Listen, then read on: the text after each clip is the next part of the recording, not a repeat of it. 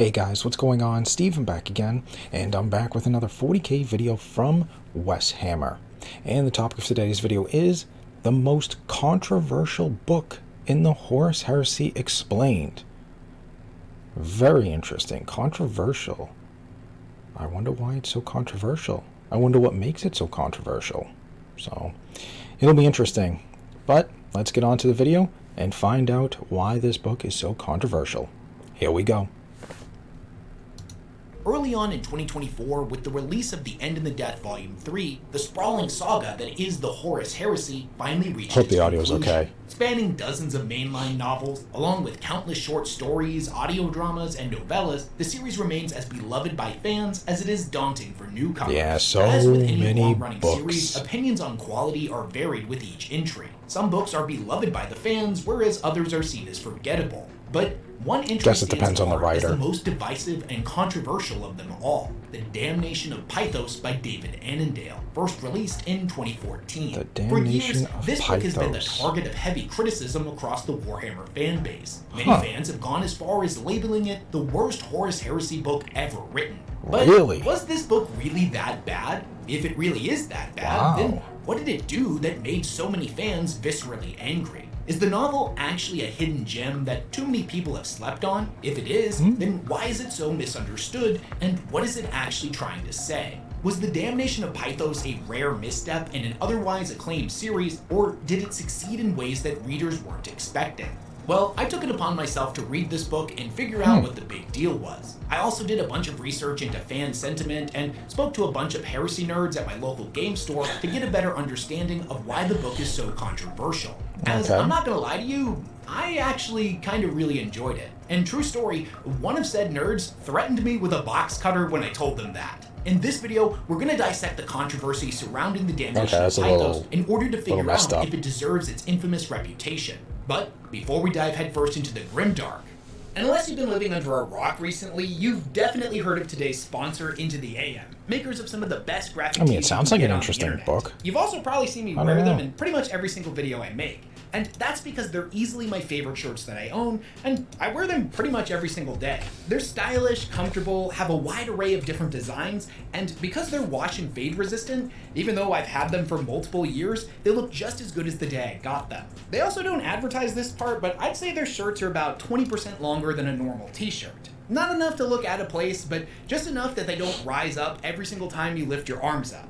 My big and tall homies know exactly what I'm talking about. Whether you're already a big fan of Into the AM's designs, trying to find a gift for someone special in your life, or just want to upgrade your wardrobe. So have you there's guys never heard been of a this better book? Have you opportunity read to this do that. book? As Into the AM is Do you think it's celebrating 4th of July controversial? with a massive sale right now. Let me know, with up to because I'm going 60% to off find out site-wide. now, you know, And by the first way, that time. I includes have no all of idea their what the fresh book's new about, graphic drawings so as well. And let's here's see, the best part, because it gets a you lot know, better let's see what he's for got my to say about viewers. it. If you click on my link in the description of this video, or use coupon code WESTHAMMER at checkout, you can save an additional 10% off your entire order. And that coupon code stacks with all of the other deals you can find during the sale. So what are you waiting for? Elevate your style today by going to intotheam.com and using coupon code WESTHAMMER at checkout, or click on the link in the description to save 10% off your entire order.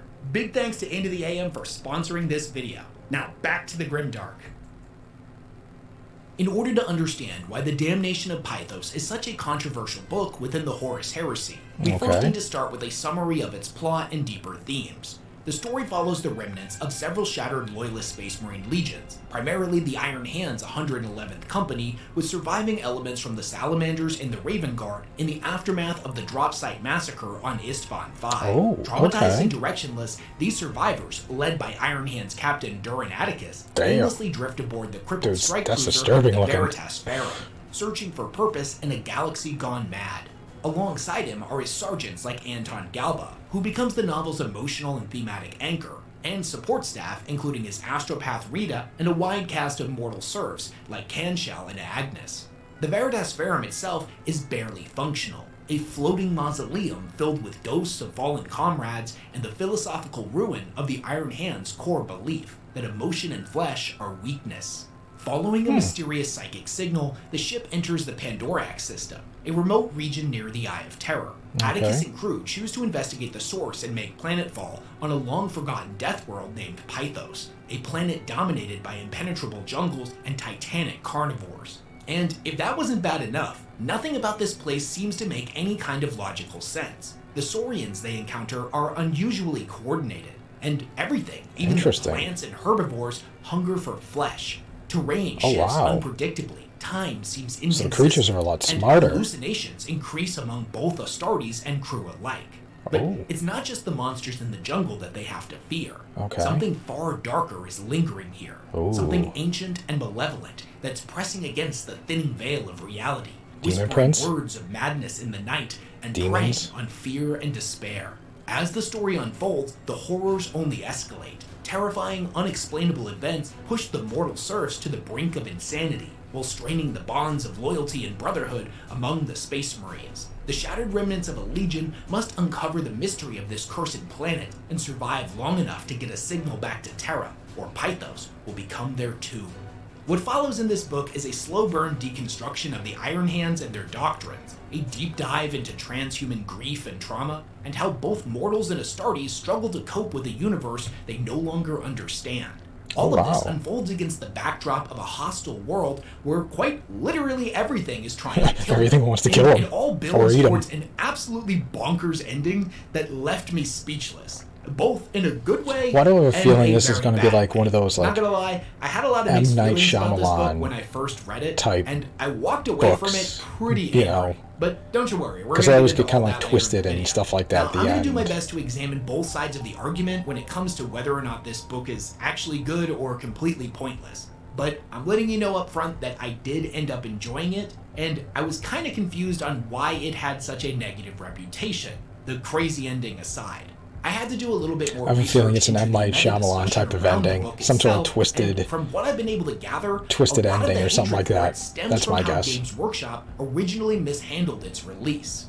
Now, I should clarify real quick that although I've been reading Warhammer books for years, I didn't start the Heresy until about 6 years ago. At the time, I had plenty of other 40K books to keep me occupied, and the Heresy felt kind of like a big commitment. I definitely wasn't one of those fans that was marking my calendar for each and every new entry. Now, after digging back through a lot of old message boards and forum posts from the mid-2010s for this video, it became pretty clear that at the time, fans who were reading the books as they came out felt the Heresy had started to lose its momentum. The recent books had all been kind of subpar at best, and many fans felt like the series was just, I guess it depends on who's writing the book. No clear end in sight. For context, I'm sure some are better than others, or some are good at like certain style, is my guess. 8 years after the Heresy officially began with Horus Rising. And by that point, they weren't even halfway through it. There was no siege of Terra on the horizon, no roadmap, just endless speculation. Would it be another 10 years before we saw the battle between the Emperor and Horus? 20 years? Nobody knew. So when a new installment finally dropped and it turned out to be what many perceived as a filler episode, it's no surprise that fans were frustrated. After years of waiting, so I take it like this book came out like the wrong time, I bet. Felt like a slap in the face. Now at the time, the frustration was totally justified. But nowadays, the mainline series... I bet that's what it is, like people are just getting like frustrated, like, alright, where's the next mainline book, and here's, you know, this little level of frustration. Yet, side content, filler episode, if you will. Continued to endure. So why is that?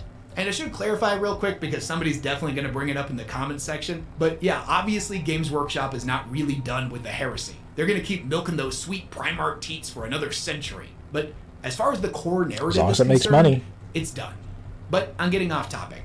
Out of the numerous complaints that Warhammer fans tend until to the next major event happens, one accusation comes up far more than any other. And that's that the Damnation of Pythos is simply a filler arc that you can and should skip. Thus, it's a bad book. But is that really true? Is this book just filler, or is it a hidden gem? Mayhaps even essential reading. In nerd culture, filler is a very dirty word. Is second only in hatred to the term retcon, but that's a topic for a different video. The term filler refers to content added to a story, broadcast, or publication purely to fill space or pad out the runtime. Yep. By its design, filler doesn't significantly advance the plot, and because of that, it's often seen as less important and engaging compared to the rest of the narrative. Filler episodes are often considered non-canon, and when implemented poorly, can disrupt pacing of pivotal events. Right. Now, that's the version of filler that most people think of when you hear that term, but filler isn't always a bad thing.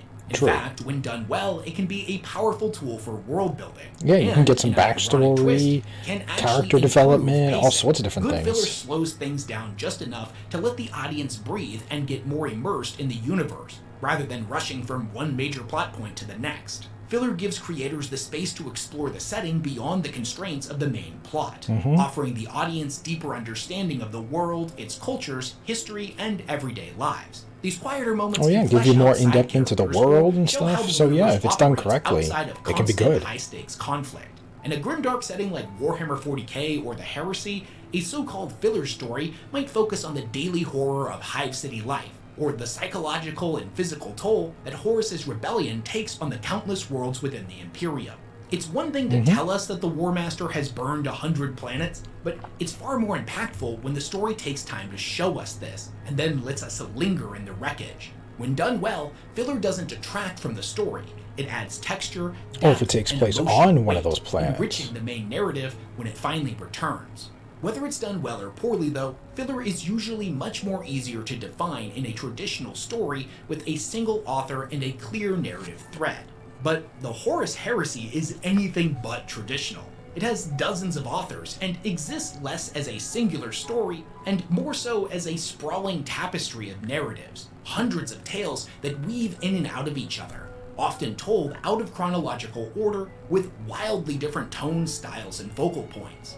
With all that said, I wonder if that it's makes it more difficult for me to challenging call the too, Damnation because you get so many Pathos different filler. authors. Like, Despite what a lot you of know, you're fans trying to tell a claim, story, it does have some you know, and maybe impacts like on one the author's like narrative, beginning, including the end, creation and but then you get different introduction of a authors that are powerful taking it demonic like entity in that appears all in sorts of future different books, directions. and actually So ends I up wonder if being that's the one a that attempts challenge. to corrupt Sanguinius. It also deepens the lore surrounding the warp's influence and the creeping long-term corruption of the galaxy. Aside from this though, I'll admit it doesn't really do a lot to push the main plot forward.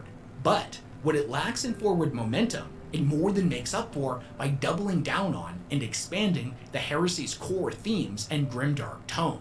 It enriches Okay. the emotional and thematic texture of the setting without pulling focus away from the main narrative. In other words, if it is filler, it's the best kind. The Heresy thrives on existential dread, crushing futility, and cosmic horror. But those Right. elements are often buried beneath more traditional war stories lurking in the subtext. The Damnation of Pythos bucks I'm that saying, trend it just by doesn't seem dragging like them there's into that the much spotlight. grim It zooms in darkness on a broken anymore. band of survivors, You know, when's the betrayed by last their former time brothers, something cut off from the really Imperium, disturbing and slowly unraveling in a came hostile, out? unknowable galaxy, all while carrying the overwhelming grief of losing their Primarch and their Legion. I'm just going to speak for me personally, but when I'm reading books in the Horus Heresy, I don't just power through them to see what happens next. I want to be fully immersed in every single moment. I want to be focused on the experience rather than just racing to the finish line. To me, a story's tone and themes are just as important as the plot itself. Atmosphere and world building are critical for my personal immersion and overall enjoyment, especially in something as dense and rich as the Heresy. If these things weren't important to me, I wouldn't be reading the books in the first place. I'd just go get a summary of them off of the wiki. I'd knock it out in 20 minutes and get on with my day. So even though I said I do struggle to call this book filler, mostly because of the negative connotation that surrounds that word, I will admit that it's a fair accusation, even if I'll caveat that with it's the good kind of filler. I think it does serve a very important purpose in the series and shouldn't be skipped. But ultimately, whether or not it's filler really isn't that important. That's only a single argument that its detractors bring up. So other than that, why does Pythos have such a negative reputation? And I'm glad you asked that, my friend, because up until this point, I feel like I've been glazing this book pretty hard, and I've been doing all these mental gymnastics trying to defend it, and I'm tired. Don't get it twisted, I'm still gonna try to do that because I did like this one, but in fairness, there's a lot of reasons why people would justifiably hate this book. Okay. So let's get into it. Also, quick heads up, I'm going to be talking spoilers from here on out, so if you actually want to read this one for yourself and don't want to be spoiled, go ahead and turn this video off now and I'll catch you in the next one. First off, and we'll get this one out of the way quick as we've already kind of talked about it a little bit, yes, the Damnation of Pythos doesn't really contain any major plot developments, barring the exception of the birth of the demon I mentioned before. Other than that, it's completely self-contained. And while I couldn't confirm this with an official source, there's a widely shared rumor online that this book was never intended to be a mainline entry in the series. is supposedly David Annandale set out to write a side story in the Tales of Heresy mold, one where he wouldn't be constrained by the overarching narrative and could explore more experimental storytelling. But then, once he had finished it, marketing got involved, and they figured it would sell better if they put the Horus Heresy stamp on it. Again, take that with a grain of salt. I couldn't find anything concrete on it, but it would go so a he long didn't way expect his book to be part of the Horus Heresy, just this little rest of the series. The side second shoot major book. thing that Pythos has going against it is that it's the closest thing we have to an actual horror story within the Horus Heresy. It arguably would have fit more comfortably into the Warhammer horror line of novels from the Black Library, but that didn't exist back then.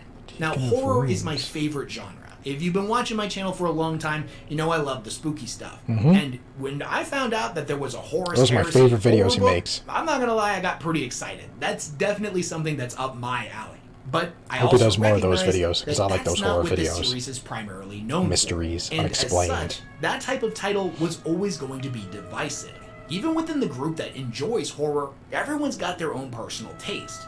Pythos is a slow burn, creeping dread psychological horror, which is right up my alley. I love when a book really takes its time to build up its creepy atmosphere and make each of its action set pieces feel earned. But other fans may find those scenes too few and far between, and may find the overall story meandering, so it's a long-winded, slow and ultimately burn type boring. of thing. The major takeaway is that a slow, meditative, philosophically dense horror novel, buried deep in a series known for bombastic battles and Primarch drama, was never going to please everyone. Another ironic issue that Pythos has is that despite being one of the most straightforward plots in the entire series, if Space Marines crash on a death world, build a fort, and things go horribly wrong, is also one of the most thematically complex. You've got a central debate amongst the Iron Hands: machine versus humanity, logic versus emotion, detachment versus compassion. What does it mean to be a Space Marine? Are they weapons, defenders? Do they care about the people they protect? Or is that a weakness? Depends on the Legion On top chapter. of that, you've also got a whole subplot with the mortal serfs that explores the nature of faith, how it can offer strength in dark times, but also become a path towards damnation if misplaced. In addition, we're exploring grief and trauma. The book asks, how do you recover when everything you believed in has collapsed? When your Primarch is dead, your brothers are shattered, and the galaxy no longer makes sense. It deals with religious extremism, cosmic dread, identity loss, and it does all this while still telling a story about Space Marines fighting dinosaurs in an alien jungle, while a malevolent warp entity gets its kicks by constantly with them and driving their serfs to kill themselves in increasingly graphic ways. The one dude literally has such a bad dream that he wakes up, puts both of his hands in his mouth, and literally pulls his own head apart. But I'm getting sidetracked again. Annandale juggles all of these threads as best he can. That's kind of disturbing. And I think he succeeds more often than not. But the sheer amount of concepts, themes, and existential dilemmas he asks the reader to carry beneath what looks like a simple survival story can be kind of overwhelming. For some fans, it feels like the book doesn't know what it wants to be. And I'll admit, I personally did lose the plot a few times here and there, and had to reread several chapters. There is, however, one theme that this book absolutely nails, better than any book in the Heresy, and arguably better than most books in all of Warhammer 40K. It's the theme of mankind's ultimate futility in the face of an uncaring galaxy. Pythos is brutal. It is relentlessly bleak, and it ends with literally everyone dying. All those deep philosophical questions it asks you to consider, they don't nobody matter cares. in the end. Not because the questions weren't meaningful, but because chaos doesn't care. The warp doesn't care. And in this story, your ideas, your values, your growth, they're all ultimately meaningless in the eyes of the cosmos. Yeah, because nobody cares. We've watched struggle to find the balance between emotion and logic, between the ideals of the machine and the nature of humanity, is ultimately punished for his indecisiveness and is brutally killed in the third act. The Salamander character in this book, who represents the human side of this debate, at one point argues for the defending of and taking in of a group of pilgrims, because if the Space Marines don't do something, they'll surely get eaten. The Iron Hands don't want to do this as it's a liability, but the Salamander argues that if they don't protect mankind, then they're just as bad as the traitors. Makes sense, right? Like, we can kind of get on board with that logic. It's kind of a heroic thing to do. So well, their ideologies it's are that they clashing, were all chaos cultists, you know? and by protecting them, they kind of ushered in the apocalypse, and everyone's gonna die. So the salamander is punished as well. Captain Atticus, who is more machine than man, and the only human part of him left is a single eye, who definitely represents the machine side of this whole argument, dies condemning flesh as weakness, blaming sentiment for their downfall. Yet earlier in the story, he's the one who makes a cold logical decision to obliterate an alien relic with an orbital bombardment, even though it's beneath all of the previously mentioned pilgrims, who at this point in the story are just viewed as everyone else. They're just simple refugees. They don't know they're cultists. Anyways, the relic reflects the blast back up into space and one-shots their ship, which was their only way off of this uncharted planet. His emotionalist so he screwed them over sealing their fate because of his. No matter what side the characters fall on this philosophical argument, they all end up punished. Another great example of this is so because of his thing, his reasoning, he trapped them all there because he starts off as a skeptic. Yeah, this is an alien thing. Let's destroy it, and ended up destroying their ship. Taken root amongst the other serfs, and then the salamander that goes against wanted to bring the people in. However, throughout the course of the story, he learns to find beauty in faith, which brings comfort to those in dire circumstances. That is interesting. And by the end of the book, he's a full-on believer in the God Emperor. He honestly kind of dips into the zealot category for how extreme his faith becomes, and ironically, it kind of helps him out. He ends up being the only actual survivor after the demonic incursion at the end of the story. It's implied that this was because of his unwavering faith. But in a cruel twist, what does that actually get him? He ends up getting carted off by demons at the very end of the book, presumably to be tortured for all eternity. So Pythos asks you all of these deep philosophical questions and then guides you through both sides of the argument. So it kind of does feel like an M. Night Shyamalan throwing type. It all out the window and telling you that the real theme of this book was that everything is pointless. Everything is hopeless. To try to make sense of a galaxy in the throes of madness is an exercise in profound futility. To really hammer this point home, the epilogue goes even harder. It's revealed that the astropath character was able to get one final message out before they all died, and eventually it is intercepted by the Imperium. The first guy listening to the message hears a word that strikes him as odd. It's never revealed to us what that word is, but he finds it archaic and disturbing. He brings the message to a higher up, claiming that it's probably important. But the other guy thinks it's a prank and throws it away. And doesn't Everything care. Our heroes went through, all of the suffering that they endured, was ultimately for nothing. They died pointless, non-heroic deaths, and would go on unremembered. So yes, The Damnation of Pythos is a hard book to love. It's experimental, it's emotionally punishing, and it's divisive by design.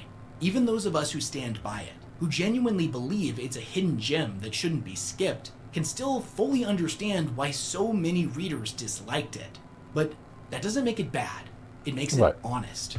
This is what a true grimdark story looks like. One that refuses to play by the rules of heroism or narrative satisfaction.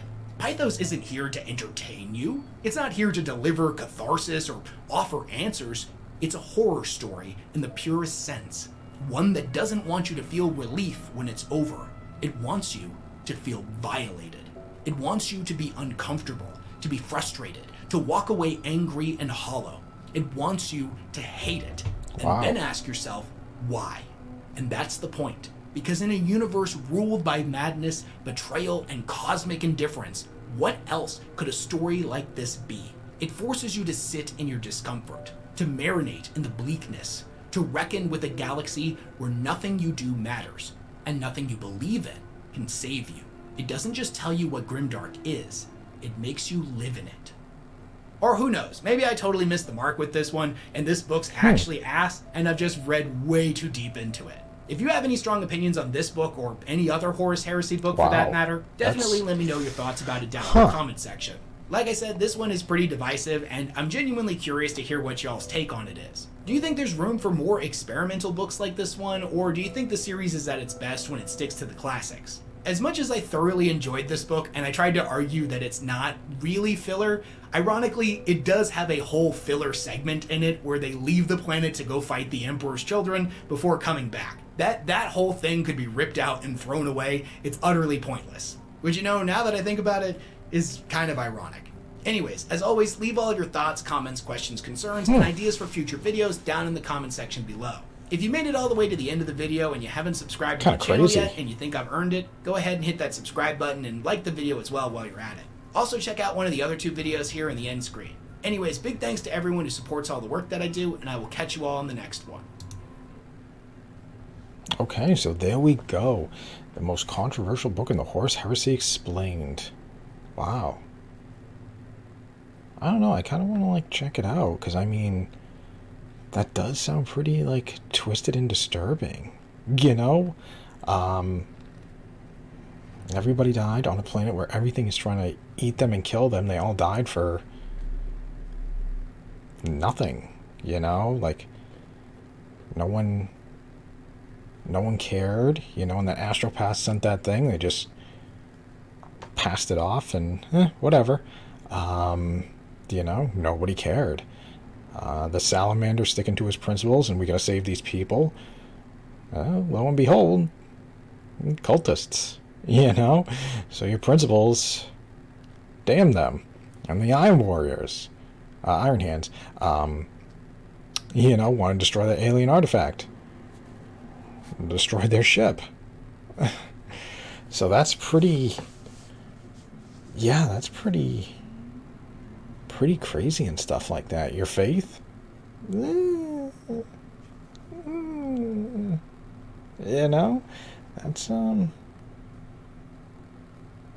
yeah, that's pretty interesting. I don't know. I like those horror, psychological, twisted, grim, dark moments. Like I said, I feel like there hasn't really been much grim darkness. What is the most recent grim, dark moment recently? Yeah, I've heard of the homunculus. I've heard about, but how old is that? How long has that been around? Or when did that story come out? I was reading about this Grey Knight who was captured by Abaddon, and he was captured, tortured. What was he had his carapace ripped off, his eyes and mouth are sewn shut, and he's got a blank stitched to him. Yeah, that's pretty pretty grim dark. But when was that done? How long ago was that? So I don't know, just really hasn't been that much grim darkness recently, but I don't know. Book does sound pretty interesting. I don't know if it just came out at the wrong time, if it wasn't meant to be part of the Horus Heresy, just this little side project, like you said, maybe part of, their horror section and stuff like that, and they just threw it with the, with the Horus Heresy, and, maybe it just came out at the wrong time. Maybe people would just, all right, when's the next main line thing? And then this comes out, and it's ugh. Come on, I want to see, the next mainline thing. I don't want this little, filler book, But let me know what you guys think. What do you guys think about the book? Did you read it? Did you like it? Did you not like it? Were you down for all the, grim, dark, psychological horror? Do you think it just came out at the wrong time? Do you think them putting it with the Horus Heresy was a mistake? Let me know. Let me know what you guys think. Leave me all your thoughts and comments down below, and whether you like the book or didn't like the book. Maybe watching his video, maybe it's huh, yeah, I didn't think of that at the time I was reading it, but now looking back, kind of makes sense. Let me know what you guys think. And of course, other than that, I hope you guys enjoyed the video. If you did, hit that thumbs up button. That'd be awesome. Remember, feel free to subscribe to my channel. And of course, if there's any videos you guys want me to check out, let me know. I'm definitely looking down for, any more horror stuff, which it seems like only he does, like a lot of the horror, grim, dark videos, which I like. You know, like these two here sound pretty interesting. The Stacks is a horrifying, grim, dark story. I might have to check that one out. And what was the Angel of Destruction? Grim Dark Mysteries. Something Primarch. A prototype Primarch. That sounds pretty interesting. But yeah, if there's any other like grim dark videos and stuff, let me know, because I am all about like those grim dark, mysterious, unsolved, unexplained videos, and I really haven't found like any other channels that do them besides him. So if you got anything, let me know, and I'll be happy to make a video on it, because I'm down for all that grim dark stuff. But other than that, yeah, just stick around. More videos are on the way, and I will see you guys next time.